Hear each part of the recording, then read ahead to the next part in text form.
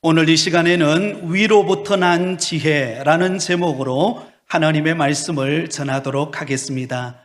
우리는 계속해서 야고보서를 통하여서 성숙한 그리스도인이 갖추어야 하는 신앙인의 모습이 무엇인가를 함께 살펴보고 있습니다. 지난 주일에는 우리가 성숙한 언어 생활을 하는 성도가 되어야 함을 함께 나누었습니다. 우리가 쉽게 내뱉는 한마디 말이지만 그러나 그 말은 위력이 있고 그래서 그 말을 통하여 많은 사람들에게 영향력을 끼치기 때문에 사람을 죽이는 언어가 아니라 사람을 살리는 언어를 사용해야 한다라고 우리가 함께 말씀을 나누었습니다. 오늘 이 시간에는 성숙한 그리스도인이 되는 데 있어서 참된 지혜를 갖추어야 할 것에 관하여 말씀을 나누도록 하겠습니다. 여러분, 우리가 인생의 길을 걸어가면서 참 중요한 것이 있습니다. 그것은 바로 지혜입니다. 지혜로운 사람과 지혜롭지 못한 사람은 참 많은 차이가 있는 것을 볼 수가 있죠.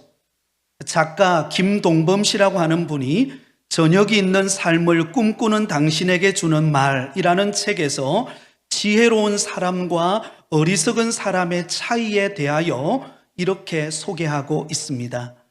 지혜로운 사람은 행동으로 말을 증명하고 어리석은 사람은 말로 행위를 변명한다. 지혜로운 사람은 노년은 황금기이지만 어리석은 사람의 노년은 겨울이다. 지혜로운 사람은 일단 실행해 보고 결과를 기다리지만 어리석은 사람은 해보지도 않고 실패할 걱정부터 한다. 지혜로운 사람은 자신이 새벽을 깨우지만 어리석은 사람은 새벽이 오기만을 기다린다. 지혜로운 사람은 만나는 모든 사람에게서 무엇인가를 배우려 하지만 어리석은 사람은 그에게서 이익을 취하려 한다. 지혜로운 사람은 자기의 결점을 장점으로 성화시키려 노력하지만 어리석은 사람은 자신의 결점만 걱정한다. 지혜로운 사람은 자신이 어디를 가야 하는지 알지만 어리석은 사람은 자기가 어디에 있는지만 안다. 여러분, 그렇습니다. 인생을 살아가다 보면 우리가 해결해야 될 여러 가지 수많은 문제들이 우리 앞에 찾아옵니다. 이때 우리에게 반드시 필요한 것이 지혜입니다.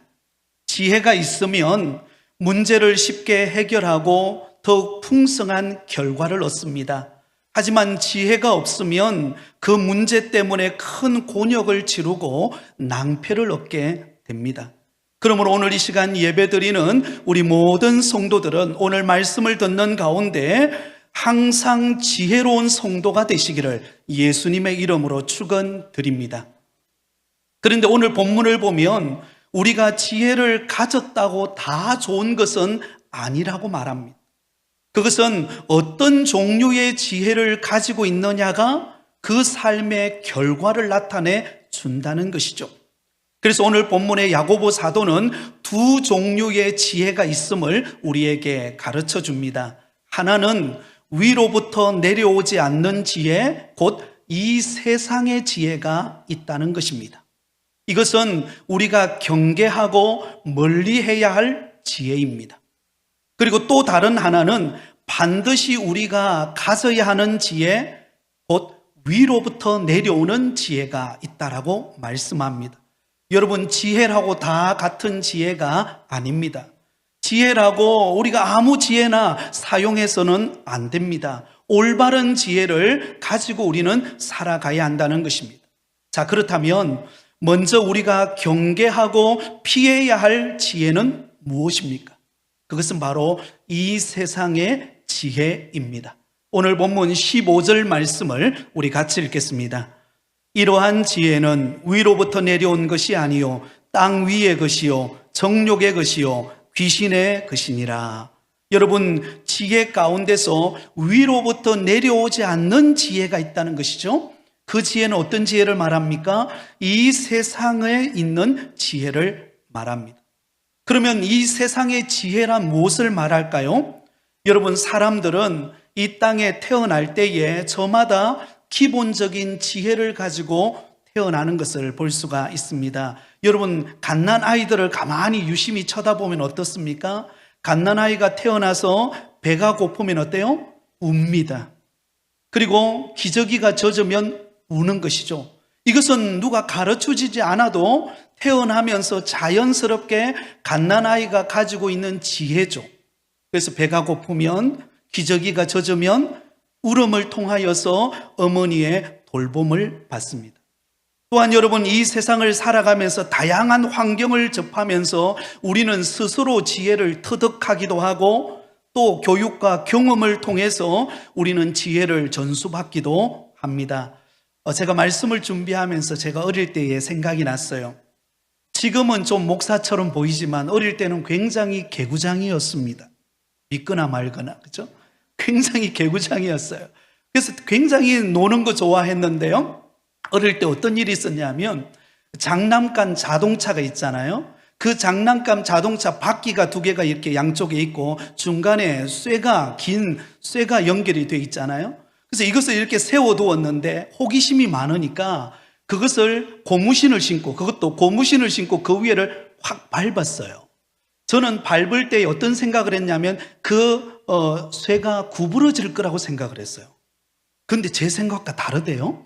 딱 밟으니까 이게 구부러지는 것이 아니라 얼마나 힘이 좋은지 그 바퀴가 구멍이 나면서 이 쇠가 제 발 밑을 관통을 해버린 거예요. 예, 관통을 해버린 것입니다. 그러니 발에서 피가 나오고 그것도 이 쇠가 굉장히 녹슬어 있었기 때문에 어떤 위험이 있습니까? 이 파상풍 위험이 있는 거예요. 근데 우리 어머니가 얼마나 지혜로운지요. 놀라지도 않으시면서 저를 이렇게 집에 오니까 저를 이렇게 누우라고 하더니 여러분 그 메주로 담근 장 있죠. 메주로 담근 장을 가지고 초에다가 불을 켜더니 숟가락에다가 그 장을 붓더니 그 위에다 달구는 거예요. 전 죽는 줄 알았어요.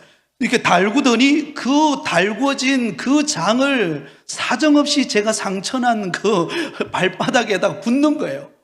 으악 소리를 내는데 우리 어머니 눈도 깜짝 안 왔어요. 매몰차시죠. 그러면서 이렇게 달구는 거예요.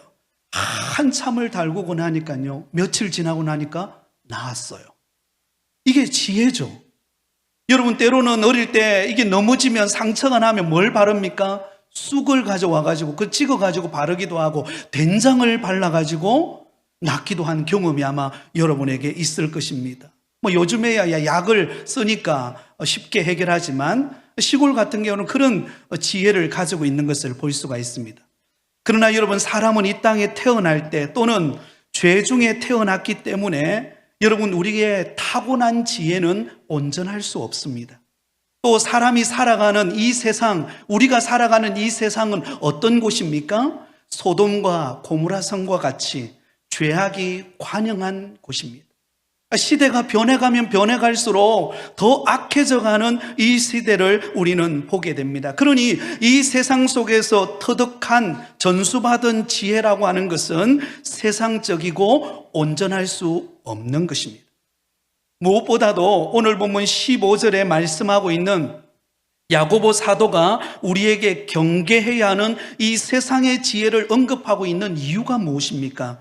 그것은 초대교회 당시에 스스로 선생이 되어 지혜와 총명이 있다고 말하면서 도리어 실생활에 있어서는 이기적이고 세속적인 욕망으로 인해 성도들 간의 시기와 다툼을 일으키는 자들이 교회 안에 있었기 때문입니다. 그래서 오늘 보면 14절은 이렇게 말합니다. 그러나 너희 마음속에 독한 시기와 다툼이 있으면 자랑하지 말라. 진리를 거슬러 거짓말하지 말라. 여러분, 겉으로는 믿음 좋다 말하고 그리고는 다른 사람이 잘 유창하게 성경의 말씀을 가르치는데 그의 실생활 속에서는 굉장히 이기적이고 세상적인 욕망을 쫓아가면서 성도들 가운데 이간질시키고 시기와 다툼을 일으키는 그런 분쟁을 일으키는 사람들이 있다라는 것입니다. 스스로 말씀을 많이 알고 신앙 연륜이 오래되었다고 자랑하지만 그러나 그 마음속에는 세속화되어져 있는 온갖 시기와 다툼이 그의 마음속에 자리 잡고 그래서 시험거리가 되는 경우들이 교회 안에 존재했다라는 것입니다. 지혜롭다라고 말하지만 실제로는 지혜롭지 않는 이 세상적인 지혜를 가진 사람들을 향하여서 야고보 사도는 우리가 경계해야 할 이 세상의 지혜가 있음을 말해줍니다. 자, 그렇다면 오늘 본문 15절 말씀을 다시 보시면 이렇게 온전하지 못하고 세상적인 지혜를 가진 자의 특징이 무엇입니까? 세 가지 특징을 우리에게 알려줍니다. 먼저 이 세상의 지혜는 세속적이라는 것입니다. 15절 중반절에 보면 이런 말이 나옵니다. 땅 위의 것이요. 여기서 땅 위의 것이다 라는 이 말의 원어를 보니까 에피게이오스라고 하는 말을 사용하고 있습니다. 이것은 세상에 집착하여 사는 세속적인 모습을 가리킵니다. 세상에만 집착하다 보니까 영적인 것에 관심을 두지를 않는 것입니다. 하나님의 영광, 하나님의 선하신 뜻은 외면한 채 자신의 영광과 자신의 뜻을 이루고자 하는 지혜, 이것을 일컬어서 세속적인 지혜, 땅 위의 것이라고 말하고 있습니다. 여러분, 성경에 나오는 그 대표적인 예가 바로 바벨탑 사건입니다. 창세기 11장에 나오는 바벨탑 사건, 우리가 잘 아시죠? 노아 홍수 사건이 있고 난 이후에 하나님께서 노아의 후손들에게 번영을 주시게 되었습니다. 그 당시만 하더라도 온 땅의 언어가 하나였던, 통용되어지던 시대였습니다. 여러분, 언어가 하나였다라고 하는 것은 얼마나 사람들에게 편리함을 줍니까? 여러분, 요즘처럼 어렵게 우리가 외국어를 공부를 하지도 않아도 되죠. 여러분, 우리가 외국어를 공부해 보셔서 아시겠지만 오랜 기간 동안 외국어를 공부해도 어때요? 막상 외국인을 만나면 주저주저하고 이 외국어 울렁증이 있습니다. 그렇죠? 단어가 잘 떠오르지를 않습니다. 그런데 이 당시는 언어가 하나였다는 거죠. 그러니까 마음만 먹으면 뭐든지 하나님의 영광을 위하여서 할 수 있는 그런 환경이 되었다라는 것입니다. 그런데 그들은 한 언어의 장점을 가지고 그들은 어떤 계획을 세웁니까? 세속적인 지혜를 가지고 그들은 바벨탑을 쌓습니다. 성읍과 탑을 건설해서 그 탑의 꼭대기가 하늘에 닿게 하고 자신의 이름을 내고 온 지면에 흩어짐을 면하자라고 그들이 계획을 세우게 되었던 것입니다. 지극히 세속적인 지혜였습니다. 여러분, 하나님께서 노아의 후손들에게 번영을 주시고 언어가 하나 되어 통용되게 하신 것은 하나님께 영광을 돌리고 전 열방을 향하여 하나님의 뜻을 이루라고 그런 복을 주셨건만 오히려 그들은 자신의 이름을 내고 자신에게 영광을 돌리기 위하여서 그들은 바벨탑을 하늘의 꼭대기까지 쌓으려고 했다라는 것입니다. 그때 하나님께서 그들의 언어를 혼잡게 함으로 서로 알아듣지 못하게 만들어 버렸습니다. 그리고는 온 지면에 그들을 흩어버린 것이죠. 여러분, 이처럼 세속적인 지혜는 마치 바벨탑이 한순간에 무너지는 것과 같이 멸망의 길로 가는 길임을 알아야 합니다. 여러분, 오늘날 많은 사람들이 자신의 이름을 내고 높이려고 혈안이 되어 있다는 것을 우리는 볼 수가 있습니다. 그런데 문제는 이것이 교회 안에까지 들어와서 이런 그릇된 행동을 보이는 사람이 있다는 것입니다.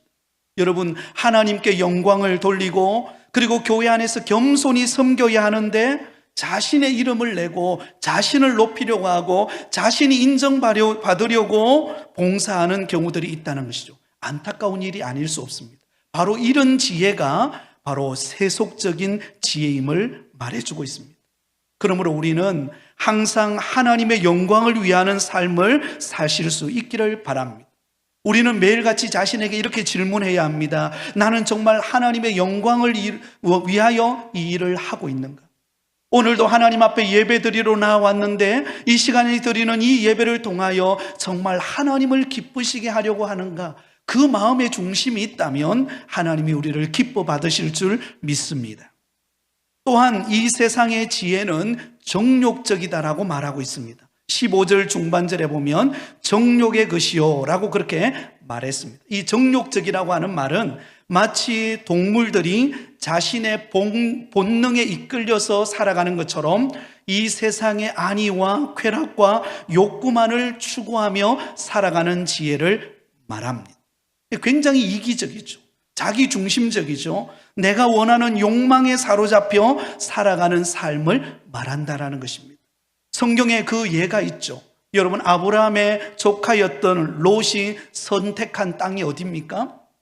바로 창세기 13장에 보면 요단 들녘이었습니다. 여러분, 그 요단 들녘은 눈에 보기에 너무 좋은 땅이었어요. 물이 넉넉해서 에덴 동산과 같고 애굽 땅과 같이 그렇게 보기에 좋고 그곳에 가서 살면 풍년을 누리고 마음껏 즐기면서 살 수 있다라고 롯은 생각했습니다. 그래서 선택의 순간에 왔을 때 그는 정욕적인 지혜를 가지고 아브라함보다 먼저 그가 요단 들녘을 선택합니다. 눈에 보기 좋은 곳을 선택한 거죠. 행복할 줄 알았습니다. 근데 여러분, 이 롯이 선택한 땅은 어떤 땅이었습니까? 그 땅은 소돔과 고모라 성이 있는 땅이었는데 죄와 정욕으로 말미암아 악독이 가득하여 하나님이 멀지 않아 멸망할 땅이었습니다. 근데 롯은, 조카 롯은 그것을 바라보지를 못했어요. 멸망받을 땅이고 타락한 땅이고 하나님의 뜻을 벗어난 삶을 사는 땅이라는 사실을 잊어버리고 눈에 보기에 좋은 땅, 그래서 살기 좋다라고 생각했던 그곳을 선택하여 그는 소돔과 고모라 성에 살게 됩니다. 무슨 일이 벌어집니까? 멀지 않아서 그곳이 유황과 불이 하늘에서 비처럼 내려서 그 소돔과 고모라 성이 멸망당하는 결과를 가져오고 말았습니다. 여러분, 정욕의 길을 따르는 사람은 마치 소돔과 고모라 성이 멸망하는 것과 같이 멸망의 길로 갈 수밖에 없다라는 사실을 기억하실 수 있기를 바랍니다. 여러분, 오늘날 많은 사람들이 선택의 기로에 섰을 때 어떤 것을 선택하려고 합니까? 눈에 좋은 것을 선택하려고 합니다. 눈에 보기에 나를 만족시켜주고 내 욕망을 채워줄 수 있는 그런 것을 선택하려고 합니다. 하나님의 뜻을 구하고 하나님이 기뻐하시는 일이 무엇인가를 생각하기보다도 당장 눈에 보기에 좋은 쾌락과 향락을 따라 결정하는 경우들이 있습니다. 여러분, 하나님을 예배하고 신앙을 우선하는 믿음의 성도가 되시기를 바랍니다. 하나님을 가까이 하고 우선하기 시작할 때 우리는 정욕에 매이지 아니하고 하나님을 기쁘시게 하는 믿음의 삶을 살게 됩니다. 마치 여러분, 해바라기가 늘 해를 바라보며 있는 것처럼 우리가 주님을 바라보고 주님이 기뻐하시는 뜻을 이루기 위하여 우리는 믿음의 길을 걸어가야 합니다. 그리고 또한 이 세상의 지혜는 마귀적이라고 말합니다. 15절에 보면 귀신의 것이니라고 말하고 있죠. 여러분, 이 말은 마귀의 행동과 다를 바가 없다라는 것입니다. 생각하는 것, 행동하는 것이 마귀의 지배를 받아서 그래서 다른 사람을 괴롭히고 갈등하고 다투고 공동체를 파괴시키는 행동을 하는 모습을 말합니다. 여러분, 예수님의 12제자 가운데 가룟 유다가 있습니다. 여러분, 이 가룟 유다는 다른 제자들보다도 얼마나 똑똑하고 계산에 빠른 사람이었는지 모릅니다. 두뇌 회전이 굉장히 빨랐습니다. 그래서 회개를 맡았죠. 그죠? 그래서 누구보다도 돌아가는 사정을, 현실을 바삭하게 알고 있는 사람이 바로 가룟 유다였습니다. 그런데 그 마음속에 마귀가 예수님을 팔려고 하는 생각을 넣었을 때 여러분, 이 가룟 유다는 그 마귀가 주는 생각에 사로잡히게 됩니다. 그리고는 예수님을 은 30에 팔아넘겨 버렸죠. 어떻게 이럴 수 있습니까? 그동안 예수님의 은혜를 받고 예수님이 행하신 기적을 경험하고 예수님이 전하시는 하늘의 신령한 말씀들을 경험하고 놀라운 은혜를 경험했건만, 그러나 정작 고난받고 십자가에 못 박히는 그 순간이 다가올수록 가룟 유다는 예수님으로부터 멀어지고 예수님을 팔아넘기는 그런 인생이 되어버리고 말았던 것입니다. 결국 여러분, 이 세상의 지혜는 우리 그리스도인들이 반드시 피해야 할 지혜라는 사실을 기억하시기 바랍니다. 일시적으로 우리가 여러분 세속적이고 정욕적이고 마귀적인 것이 우리에게 달콤한 유혹으로 다가올 수 있습니다. 내가 이것을 선택하면, 내가 이 길을 가면 내가 행복하고 만족할 수 있을 것이라고 생각할지 모르지만 멀지 않아 소돔과 고모라 성이 멸망당하는 것처럼 여러분 우리의 인생에 진정한 행복과 만족을 주지 못하는 어리석은 지혜임을 우리는 알아야 합니다. 자, 그렇다면 여러분, 우리 그리스도인들이 추구해야 하는 지혜는 무엇입니까? 한번 따라하겠습니다. 위로부터 난 지혜입니다. 우리가 추구하고 우리가 본받고 붙들어야 할 지혜가 있습니다. 그것은 바로 위로부터 오는 지혜라는 것입니다. 그래서 17절에 오직 위로부터 난 지혜는, 여러분 이 위로부터 난 지혜는 이 세상에 있는 지혜와 다른 지혜를 말합니다. 이 세상의 지혜는 죄와 더불어서 내 욕망과 내 쾌락과 내 만족을 위하여 따라가는 지혜이지만 위로부터 내려오는 지혜는 바로 하나님께서 주시는 지혜입니다. 하나님께로부터 받은 지혜입니다. 그리고 하나님을 기쁘시게 하는 지혜인 줄 믿습니다. 이것을 우리가 붙들고 추구하는 인생이 되어야 한다는 것입니다. 여러분, 우리가 하나님께 지혜를 받을 수 있는 길은 무엇입니까? 여러분, 위로부터 내려오는 신령한 지혜를 받으려면요, 우리는 두 가지 받을 수 있는 방법이 있습니다. 하나는 구하여 받습니다. 다시 말하면 기도하면 하나님께서 위로부터 내려주시는 지혜를 주신다는 것입니다. 야고보서 1장 5절에 너희 중에 누구든지 지혜가 부족하거든 모든 사람에게 후히 주시고 꾸짖지 아니하시는 하나님께 구하라. 그리하면 주시리라. 여러분, 우리는 인생의 길을 걸어가면서 때로는 사업을 경영하고 때로는 일터에서 직장에서 내게 맡겨진 업무들을 감당할 때 내 한계를 느끼고 정말 이때 지혜가 필요한데 이거 어떻게 이 문제를 해결해 나가야 되지? 막막한 현실이 우리 앞에 다가올 때가 얼마나 많은지 모릅니다. 저도 목회를 하면서요, 때로는 어떤 일을 결정해야 될 때에 정말 하나님이 기뻐하시는 일을 결정하고자 하는 그 마음을 가질 때에 기도하지 않으면 안 될 때가 얼마나 많은지 모릅니다. 하나님 위로부터 내려주시는 지혜를 주십시오. 그래서 거래의 상황이 닥쳤을 때에 이 거래의 문제를 어떻게 풀어가야 될지 여러분 하나님 앞에 기도하시기 바랍니다. 자녀들을 놓고도 우리가 자녀들을 위하여서도 충분히 기도할 때 하나님께서 지혜를 주셔서 은혜를 베풀어 주실 줄 믿습니다. 또 다른 하나는요, 은사로 받는 지혜가 있습니다. 고린도전서 12장 8절에 어떤 사람에게는 성령으로 말미암아 지혜의 말씀을, 여러분 성령의 은사 가운데 첫 번째 금행하고 있는 것이 뭐냐면 지혜입니다. 여러분, 하나님의 뜻을 따라 우리가 봉사하고 섬기려고 할 때에 그 믿음의 성도들에게 하나님이 주시는 은사가 있습니다. 그게 무엇인가 하면 지혜입니다. 우리가 몸된 교회를 섬기고 맡겨진 사역을 감당하고 직분을 감당할 때 반드시 하나님은 그 직분을 감당할 수 있는 지혜 또한 주신다라는 사실을 믿으실 수 있기를 바랍니다. 여러분, 그러므로 우리가 나는 왜 지혜가 없지? 나는 감당할 능력이 안 되는데, 그게 아닙니다.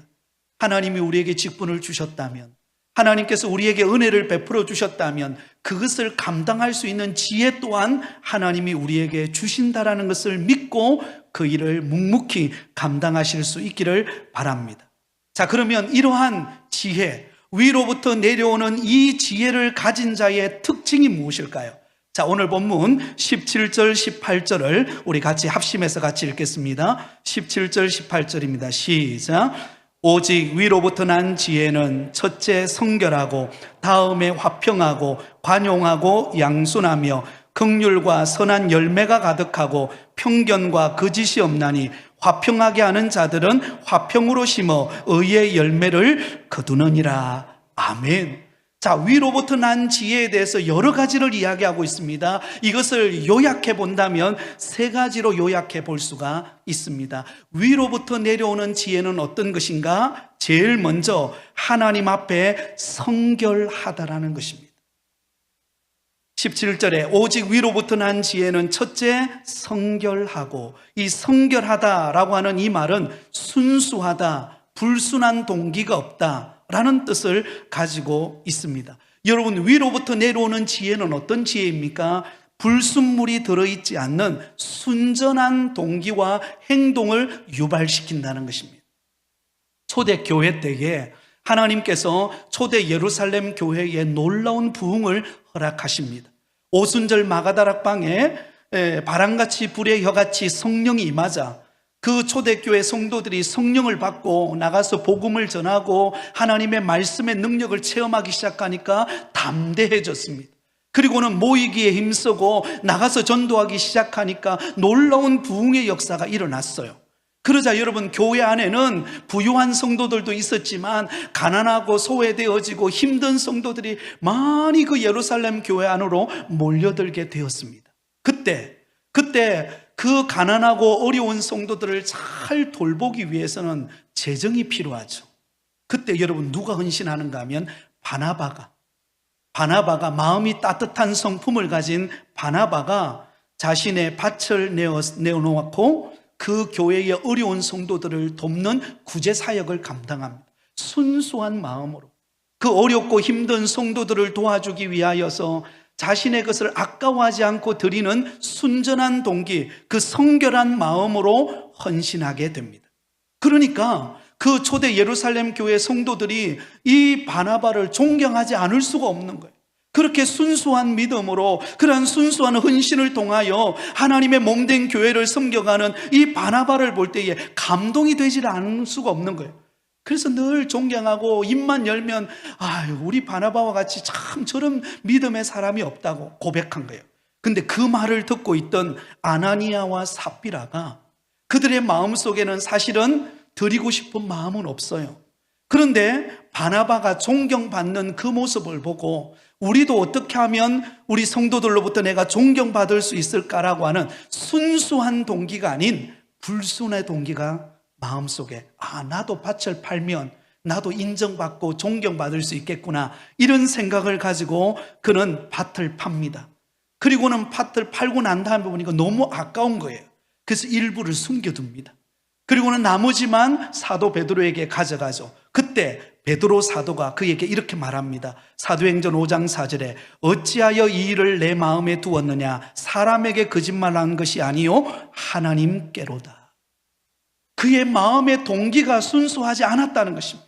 사람은 보지 않지만 하나님은 그의 마음의 중심을 보았다는 것입니다. 그의 마음속에 불순한 동기를 가지고 그가 행하려고 했을 때에 그것은 하나님이 기뻐하지 않는 모습이었다는 것입니다. 사랑하는 여러분, 위로부터 난 지혜는 순수한 동기를 가지고 섬기는 자세인 줄 믿습니다. 우리가 교회를 섬기든지 우리가 어느 곳에서 섬기든지요, 사람이 알아주든 알아주지 않든 내 마음 중심에 오직 하나님을 사랑하는 마음으로, 오직 하나님만을 기뻐하는 마음의 자세를 가지고 우리가 섬길 때 그 섬김이 복된 섬김이 될 줄 믿습니다. 그것이 감동이 되는 거예요.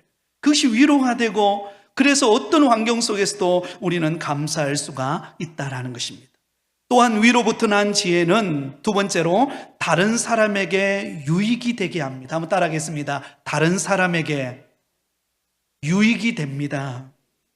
여러분, 위로부터 내려오는 지혜는 순수한 동기를 가질 뿐만 아니라 다른 사람을 세워주고 다른 사람에게 유익을 주는 지혜라는 것을 알아야 합니다. 17절 중반절에 보면 이렇게 말합니다. 다음에 화평하고 관용하고 양순하며 긍휼과 선한 열매가 가득하고. 여러분, 여기 보면 여러 단어들이 나오죠. 우리가 잘 아는 단어들입니다. 우선 화평을 말합니다. 이것은 에이레네라고 그렇게 말하죠. 화평이라고 하는 말은 평화를 사랑하는, 평화를 가져오는 사람이라는 뜻입니다. 여러분, 우리가 지혜를 발휘할 때에 평화를 가져오는 사람이 되실 수 있기를 바랍니다. 그래서 우리가 들어가는 곳에는요, 그곳이 화평을 누리는 곳이 되어야 합니다. 우리가 만나는 사람들에게는 웃음꽃이 피고 활력이 넘치고 서로 간의 관계가 좋아지고 회복이 되고 함께 찬송하고 기뻐하는 그런 분위기를 만드는 사람인 줄 믿습니다. 근데 어떤 사람이 들어가면은요, 그 좋은 분위기가 서먹해지고 불화가 일어나고 서로 다툼이 발생하고 수군거리기 시작하고, 그것은 위로부터 내려오는 지혜가 아니라는 것입니다. 화평을 이루는 사람, 우리가 들어가는 가정, 우리가 들어가는 직장, 우리가 섬기는 교회에서 저와 여러분이 화평을 심는 믿음의 성도가 되시기를 바랍니다. 또한 관용을 말합니다. 이 관용이라는 단어는 갖게 여기다, 관대하다라는 뜻을 가지고 있습니다. 우리가 지혜를 발휘할 때에 다른 사람이 나와 갖게 여기는 마음으로 관대함으로 대할 수 있어야 한다는 것입니다. 여러분, 우리가 다른 사람에게 이 관용이라는 말이 너그럽다 이런 뜻 아니겠습니까? 다른 사람에 대하여서 너그러운 마음을 갖지 못하는 이유가 있습니다. 그것은 다른 사람이 나와 다르다라고 생각하기 때문입니다. 그래서 나와 다름을 인정해주고 그리고는 그 사람을 품어주어야 되는데 나와 다르기 때문에 그 사람을 정죄하고 판단하게 되는 것을 볼 수가 있죠. 특별히 우리나라는 이 흑백 논리가 굉장히 강합니다. 모 아니면 도예요. 내 생각과 같지 않으면 그 사람은 적으로 간주하고 그 사람과 싸우거나 다툼을 일으킬 때가 있다라는 것이죠. 근데 관용의 마음을 가지면 싸울 이유가 하나도 없습니다. 너그러운 마음으로 나와 다를지라도 그 다름을 인정하고 받아주면 조화를 이룰 수가 있는 것입니다. 여러분, 오케스트라를 보세요. 그 심포니움을 일으키는 그 수많은 오케스트라로 모인 사람들은 어때요? 다 다루는 악기가 다릅니다. 여러분, 우리 교회도 지금은 찬양대를 보세요. 찬양대도 다 파트가 다르잖아요. 다 모양이 다르고 소리가 다르지만 그러나 그 다름을 인정하고 조화를 이룰 때에 그 소리가 감동적인 소리가 나오듯이 여러분, 이 관용의 마음이 있을 때 그 공동체가 아름다운 하모니를 이루고 그 공동체가 은혜로운 공동체가 될 줄 믿습니다. 여러분, 부부간의 다름을 인정하셔야 됩니다. 여러분, 치약을 짤 때 밑에부터 짜든지 중간에 짜든지 무슨 사용입니까? 그죠? 밑에서 잘 짜 올라가면 참 섬세하다 이러면 되고 중간에 푹 짜는 사람 참 자유롭네 이렇게 생각하면 되잖아요. 그런데 그거 가지고 이 다툽니다. 왜 당신은 나와 이렇게 다르냐고. 여러분, 달라서 만난 것 아닙니까? 그죠? 다르기 때문에 만난 것입니다. 그래서 조화를 이루고 관용의 마음을 가지면 싸울 이유가 하나도 없다라는 것입니다. 다음으로 양순을 말합니다. 양순. 이 양순이라는 말은 온유하다라는 뜻을 가지고 있습니다. 짜증내거나 화내지 않고 부드럽고 온유하게 대하는 것을 말합니다. 여러분, 자주 쓰는 말 가운데 까칠하다라는 말을 들어보셨습니까? 까칠하다. 까칠하다라는 것은 다가가기 어렵고 언제 찌르는 말을 할지 모른다라는 뜻이죠. 그죠? 그럼 까칠한 사람 곁에는 잘 다가가기가 굉장히 어렵습니다. 어떻게 해야 됩니까? 유순하고 부드러워야 하는 것이죠. 오늘 새벽에 우리가 이삭이 우물을 판 이야기를 함께 나누었습니다. 이삭이 우물을 팠는데 그 우물을 판 것 때문에 여러분 다툼이 일어났어요. 그랄 땅에서 우물을 팠는데 그랄 목자들이 와가지고는 이곳은 우리 땅이니까 당신들은 다른 곳으로 가라고 하고는 빼앗아 버린 거예요. 그것도 한 번도 아니고 두 번, 세 번에 걸쳐서 그런 일이 벌어집니다. 우리 같으면 당장 화를 내고 싸우고 다툴 것 같은데 여러분, 이삭은 온유함으로 그 자리를 피합니다. 양보합니다. 양보했을 때 어떤 결과가 찾아왔습니까? 또 다른 곳에 가서 우물을 팠는데 그곳 이름을 르호봇이라고 이름을 짓습니다. 이것은 하나님이 우리를 위하여 넓히셨다. 양보하고 다투지 않고 온유함으로 그 일을 해결해 냈을 때, 지혜를 가지고 해결해 냈을 때 하나님께서 이전에 팠던 우물과는 비교할 수 없을 만큼의 하나님께서 풍성한 복을 허락해 주셨다는 것입니다. 사랑하는 성도 여러분, 우리가 다른 사람을 향하여 마음의 문을 활짝 열고 까칠하지 말고 유순하고 따뜻하게 온유함으로 다가가면 반드시 하나님이 여러분에게 은혜를 주실 때가 있을 것입니다. 하나님께서 풍성한 복을 주실 때가 있을 줄 믿습니다. 다음은 긍휼입니다. 이 긍휼은 불쌍히 여기는 마음이죠. 다른 사람의 고통이 나의 고통인 것처럼 여기고 다른 사람의 아픔을 이해하면서 그것을 품어주는 것을 말합니다. 그리고 선한 열매, 선한 행위가 열매로 나타나는 것을 말하고 있습니다. 이 5가지 말씀드렸던 이것은 다른 사람에게 유익을 끼치는 것을 말합니다. 위로부터 난 지혜는 자신만을 위한 것이 아니라 다른 사람에게 유익이 되고 득이 되는 그런 지혜를 말한다는 것입니다. 자, 이제 마지막 이 위로부터 난 지혜는 한번 따라하겠습니다. 자기 양심에 끄리낌이 없습니다. 여러분, 위로부터 난 지혜는요, 자기 양심에 끄리낌이 없는 사람입니다. 17절에 보면 이렇게 말하죠. 편견과 거짓이 없나니. 여기서 편견이 없다라는 이 말은 차별하지 않는다라는 것입니다. 여러분, 누군가를 차별해 보신 적이 있습니까? 누군가를 미워해 본 적이 있습니까? 그러면 가장 괴로운 사람은 누구일까요? 자신이에요.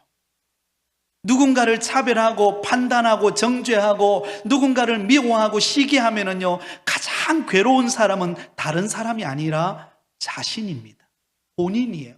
왜? 자신의 양심에 끄리낌이 있기 때문에 그래요.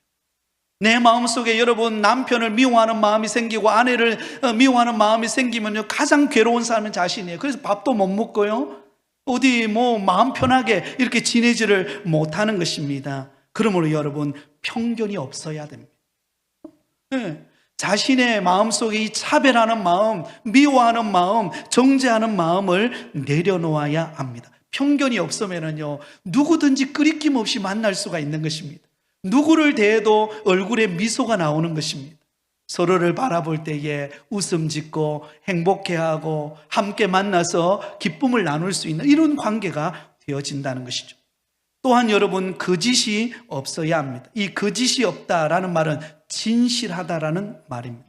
여러분, 거짓말을 하면 누가 할까요? 상대방은 모를 수 있습니다. 그런데 자신은 압니다. 자신의 양심에 끄리낌이 있습니다. 아, 내가 거짓말했구나, 내가 잘못된 말을 했구나, 스스로 그것을 깨닫게 되어진다라는 것입니다. 그러므로 여러분, 위로부터 난 지혜는 자기 양심에 끄리낌이 없는 사람입니다. 여러분 어떠세요? 요즘에 내 양심에 하나님이 보실 때에 끄리낌 없이 믿음으로 살아가고 계십니까? 우리 자신을 되돌아보면서 위로부터 난 지혜를 얻는 믿음의 성도가 되시기를 바랍니다. 이제 말씀을 맺으려고 합니다. 우리 그리스도인들은 이 세상에 있는 지혜가 아니라 위로부터 내려오는 지혜, 하나님 앞에 참으로 그 동기가 순수하고 성결하고, 또한 우리가 다른 사람에게 유익이 되고, 또한 자기 자신의 양심에 끄리낌이 없는 이런 믿음의 모습을 통하여서 하나님의 영광을 드러내는 성숙한 그리스도인이 되시기를 바랍니다. 그곳에 하나님께서 우리 가운데 차고 넘치는 은혜를 부어주실 줄 믿습니다.